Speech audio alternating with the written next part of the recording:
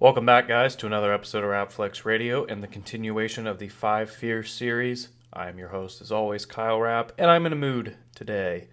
It's Friday. I'm behind on recording, unfortunately, and apologies for not recording this last week. Had some new clients come in, and excited to share that with you on social media and on here, if and when it comes up. Very excited for new opportunities and what this is going to mean. But I did slack on this last week, and I do apologize. And I'm just now recording this on a Friday. So welcome back, and I hope you really enjoyed the first fear, the fear of failure. Hope you enjoyed that episode. I've gotten some good feedback on it. And really, if you're here, you're listening to this, you've probably listened to an episode on other people's opinions before. This is another one where, like, it would be irresponsible of me to go into it thinking that I'm going to change your complete perception of other people's opinions based on one episode. You're going to need to hear this from 7 or 8 people. So I want to give you, like, my perspective of how I've overcome most people's opinions, because at the end of the day, we are always going to value some people's opinions, but you want to make them the right opinions that really matter to you, and you need to know that those opinions actually have weight within society and reality and where you're going. So we're going to get into, like, what opinions actually are, what people struggle with when it comes to other people's opinions. The real goal of this episode, which I've already sort of laid out for you, but I'll go more in depth with that. Critical action steps, 3 things to start doing, 3 things to stop doing immediately, and then sort of that wrap up that I really enjoy doing and super branded. But if you haven't already, please hit that subscribe button either on YouTube or the podcast.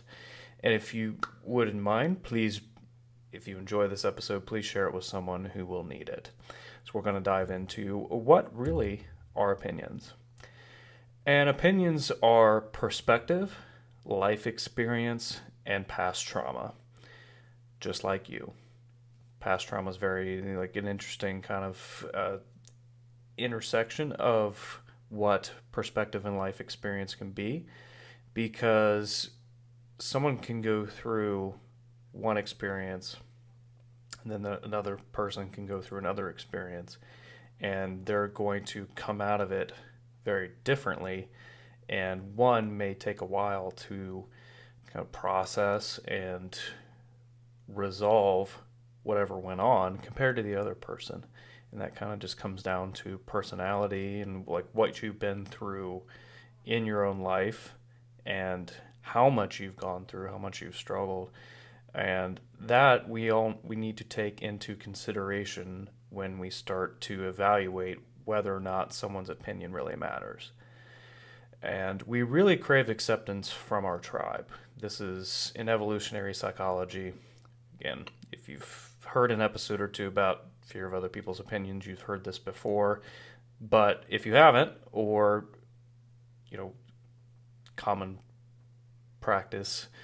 common sense isn't common practice, so I do need to frame this for you.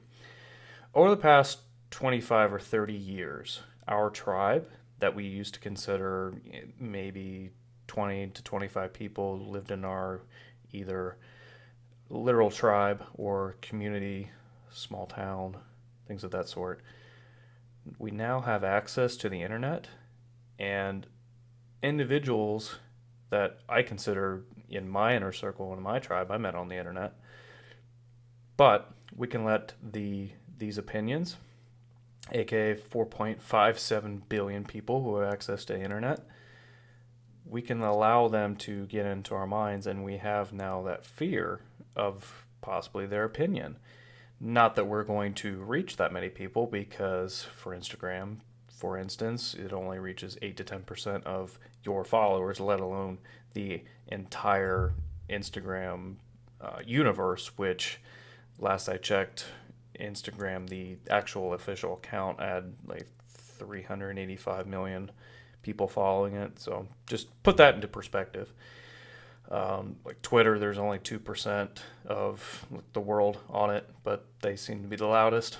And again, like all of this social media outside, Facebook, anything on the internet, this can get extremely exhausting when you take into consideration like the potential of all of these opinions. And when you sit down to either as an online coach, if you're going to say launch a podcast, or you want to talk about something that's in your heart or on your mind, if you're an athlete and you're wanting to put game tape out there on YouTube or anything like that, you have the potential to be seen by everyone.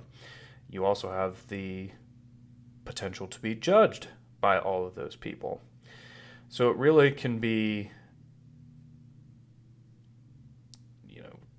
detrimental if you let it, and it can hold you back from the things that you are meant to do and the things that you aspire to do. And that's why having inner circle, the ones you trust, and having those people that you really, really care about and that they care about you is so important. And that's foreshadowing to this. But what I see with struggles with fear of other people's opinions is criticism, isolation, and rejection, which I'm going to cover fear of rejection specifically because when I was laying this out, it's like, wow, I'm really repeating myself on rejection, both from a fear of failure standpoint and a fear of other opinions standpoint. So I need to cover this specifically, but I'll get to that in the next episode. Anyway, do we fear positive comments? Ask yourself that. No, we fear criticism. We fear that you're going to put yourself out there as 100% you, and people aren't going to like it, and that is scary. Not from a life or death perspective, but really from like back when in the tribal days and what we've seen with evolutionary psychology, that did mean life or death when we were isolated from the tribe and we had to like fend for ourselves literally. Today, we don't have that same thing, but we have that same sort of perception of what the potential result or outcome could be if we put ourselves out there, and it's not good. The thought process is, if no one likes me, I will be or feel like I am alone. If I am criticized or rejected, I am less valuable as a human being. And this is why so many people don't speak up about how they believe politically, especially right now. And any of their interests, they would fear that people would think it's silly or dumb or anything like that. And one of my mentors, I'm not sure if he came up with this, but he likes to repeat it a lot, so I'm going to give him credit for it. It's, if you give people permission to love you, you need to give them permission to hate you. And that's from Jordan Duggar. And I just completely agree with that. And oddly enough, we have an episode next week coming out. It's how to not being a boring piece of shit. And and you laugh at that. So like, that's not a literal, like, if you're boring, you're not a piece of shit. But like in the context of what he was talking about, it's like you don't want to be boring. And that tagline is like, ooh, like, let me check it out. But that's like from a branding perspective, and from his perspective, it's like, I want to hang around people who aren't boring as shit. And like, I've done a decent job with this podcast in the way I've evolved with my speaking skills, and the way, like, the first couple episodes were rough. Let's be honest. I'm doing better and better, and I've kind of got out in the practice of this, so this one might be slightly rougher than the last one. But at the end, it's really, like, you need to surround yourself with the people who genuinely care about you, and screw all the rest. So really, the goal of this episode of overcoming others' opinions, and I don't mean that as to say that you're always going to overcome them, and but overcome them to the point where that you can move forward. And the goal of this is to finally live the life and take action on the things you really want to do, and attract others who will live, who love who you are and value you over just being liked or tolerated. Build a true inner circle. And this is what I wanted to get to with this episode specifically, was my experience. As an Enneagram 4 and as a Wing 3, our biggest fear is insignificance. And I couldn't resonate with that more. It's like I have all these talents, these gifts, and this is coming from a place of confidence, not arrogance. And it's like I seem to be good at a lot of things, but I'm trying to find out what I'm great at, and that would put me into sort of this significance pile because I've always felt, in high school, in college, after that, which hasn't been that long, but it's a decent amount, especially from undergrad. I've always felt above average. And if you're listening to this, I imagine you felt the same way.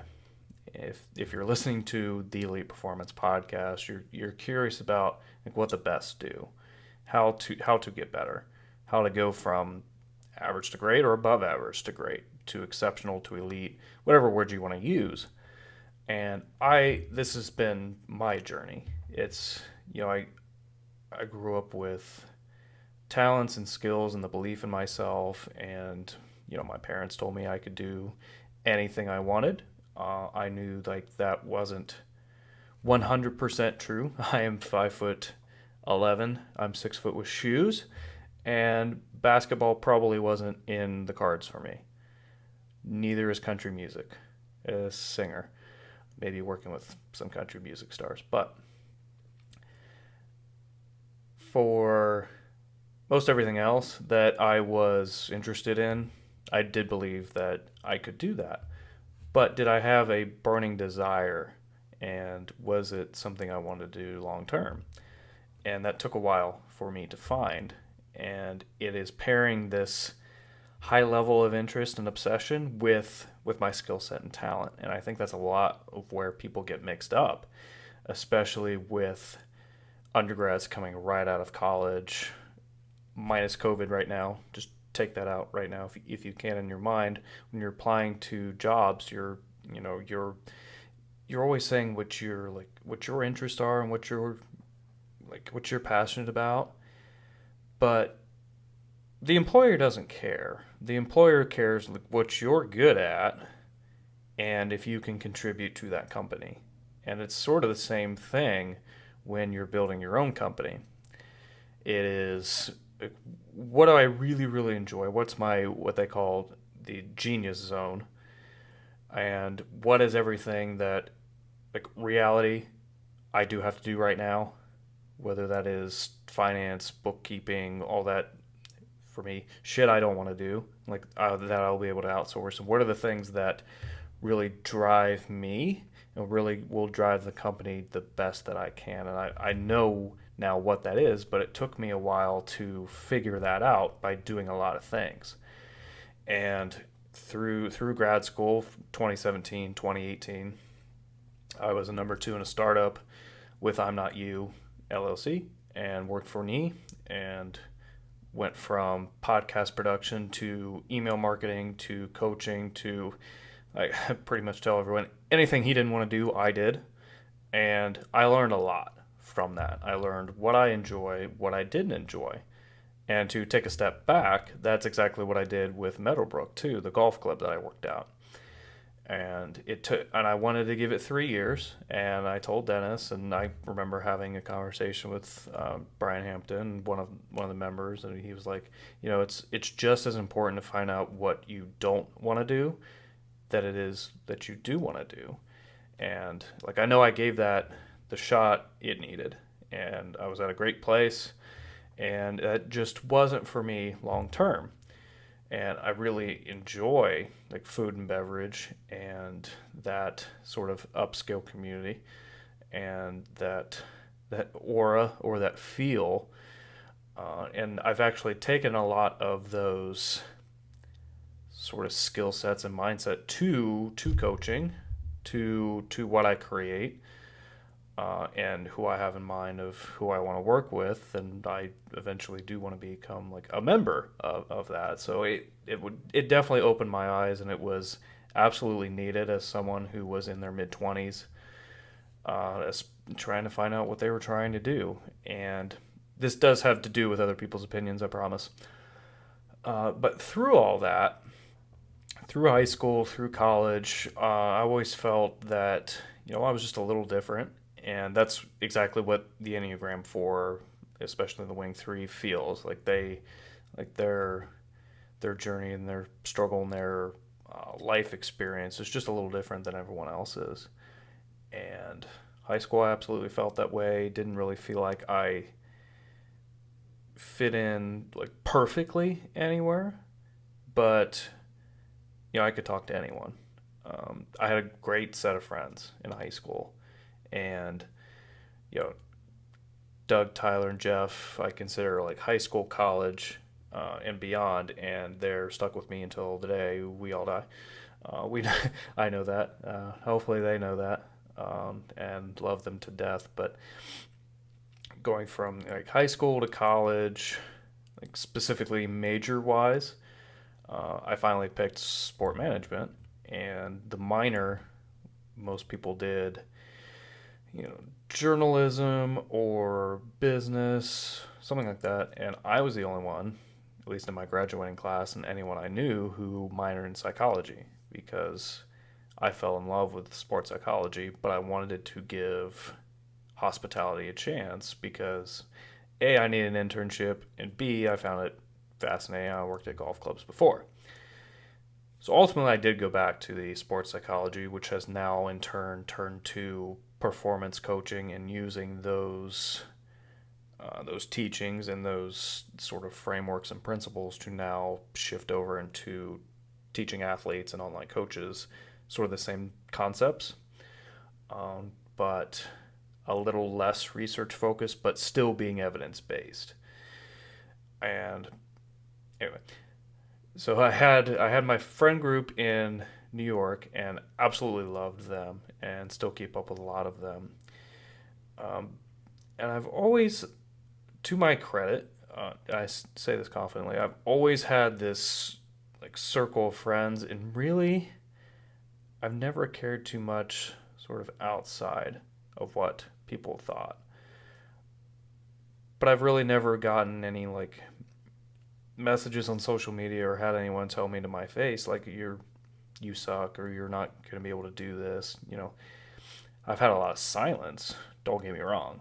Like when I first launched Rapflex, when first launched the podcast, had a lot of silence, and I'm not sure did that speak louder than if someone would have openly criticized me. I don't know, but I knew it was something I had to do, and I didn't let other people's opinions hold me back. This is the big thing I'm going to get into when I get into the steps, but it wasn't about me anymore. Like, I got over the fear of how other people would judge me because I'm not talking to everybody. I'm educating, I'm entertaining, I'm hopefully inspiring those who want to learn from me and in my own sort of ever evolving style and my knowledge and my expertise. And that is why this show exists. It's not for someone who I went to high school with who just happens to come across it, and that's not for them. It's for you. And that's sort of a mindset shift I had to be able to continue this, even though I'm not perfectly consistent with this. I'm trying my best, but it's not. It's more of a like a technical like timing issue. It's not fear anymore. So that was a lot, but I've never really dealt with like the masses and having fear of their opinions because I've always surrounded myself with people that didn't do dumb shit, that had a good head on their shoulders, and that were doing great things in the world. And I can say that today. I've met a ton of people through IFCA, Down and Dirty, Tim Grover's, I'm Not You community, and along with, Tyler, Jeff, Doug, and some other friends, Aaron, who I've met along the way, and I've kept my circle tight in this beginning journey of entrepreneurship, because the more potential voices, I think the more distractions that are going to happen. So ultimately, you want to surround yourself with people who are going to support you. You want to surround yourself with people who are doing better than you. You want three groups. I'm going to back up to move forward. You want three groups. You want people who are doing better than you, who obviously, if they're doing better than you, don't have time to criticize you. You want sort of your quote unquote comrades who are going through the same challenges as you, and you know each other's lives, and you know each other's challenges and struggles. And you also want the mentees. You want to take people along with you, because this is the game. Not a game as in like anything bad, but it's the way things go. We have mentors, and we also have mentees that we are also teaching, so that we can pass along what our mentors are teaching us, and it double goes into our brains. And it's sort of the same way with sport. You have the team leader, whether that's you or you're aspiring to be that person, and then you have you, and then you have either someone younger on the team or someone a little less experienced but wants to get better. That's your job to lead them. And that's what's gotten me this far, and that's what I know is going to get me further. So that was a lot. So I want to give you some action steps for you to move forward. So 3 steps to overcoming other people's opinions. I've sort of talked about one of these specifically, 2 I'll get into. But what is your vision? Service of others makes handling other people's opinions easier, because it's not about you anymore, and it's not about the general public. It is about your 1,000 true fans, as Kevin Kelly and Tim Ferriss call it. It's your Dream 100, which Russell Brunson talks about. So those are for my online coaches. For my athletes, it's about your teammates. It's about your coaches. It's about the fans who truly support you. It's about your parents. And it's about, either the scholarship or the contract that you're going to want to sign in the future. Everything else is white noise. Next is leverage both pain and pleasure. And an example of this is Kobe and the Celtics. So Kobe lost to the Celtics. I'm going to screw the year up. It may have been 05. Then went into 06 and beat the Celtics. But not only did he aspire to win that championship, that he allowed that pleasure to push him, but the pain also pushed him. I lost to these, and I'll be damned if I lose to this team again. So he allowed both the pleasure and the pain to push him forward.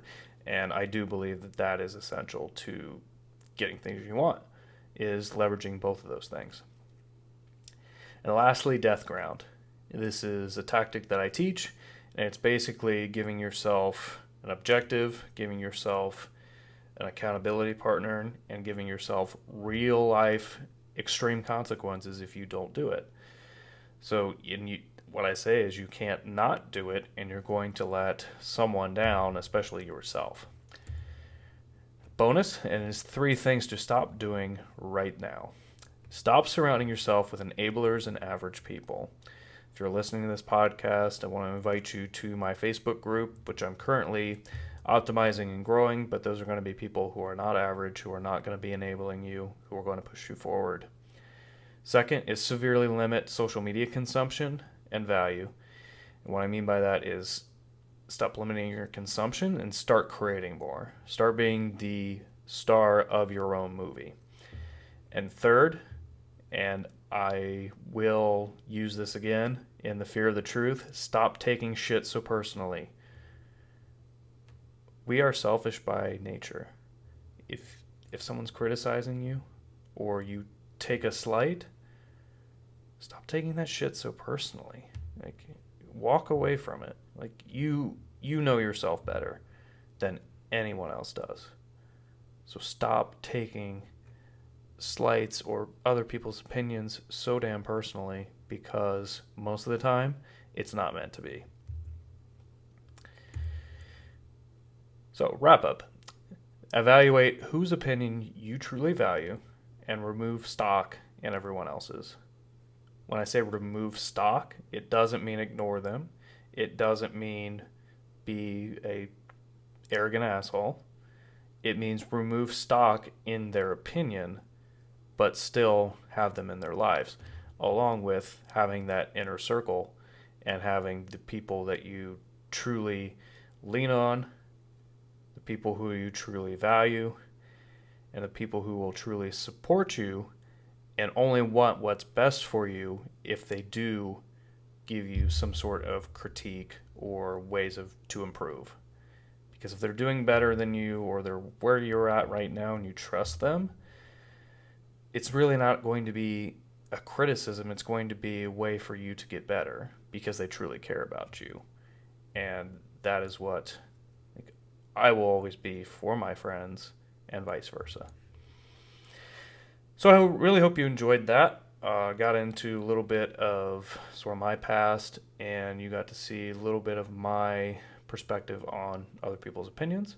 So the next episode, if I remember, is the fear of rejection, and super excited to share that with you. I know that's a definite fear for me from like a personal relationship standpoint, but I know in business or in sport, that's a huge thing too. So I'm really excited to cover that. I'm excited to bring it to you. I hope you are excited to listen to it and you got some value from this episode. And until next time, guys, have a great day.